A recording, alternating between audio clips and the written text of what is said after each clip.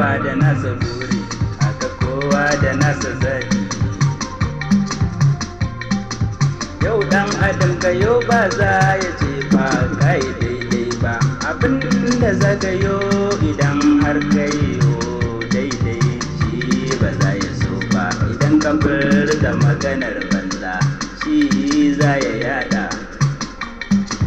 Kai rayuwa zamani akwai tsoro a ciki, rayuwar zamanin nan abin da ban tsoro. Abin da za ni so ma wani na, abin da ba ni so kar na so ma wani na. Rayuwa da tsoron Allah shi da daɗi, rayuwa da san manzo ma tana da daɗi. Ni ba na ha'inci, ni ba na zalunci, ni ba na hasada da ɗan uwa ba. Komai ne za ka fara kai dai sanya Allah, rayuwa da soyayya za ta yi daɗi.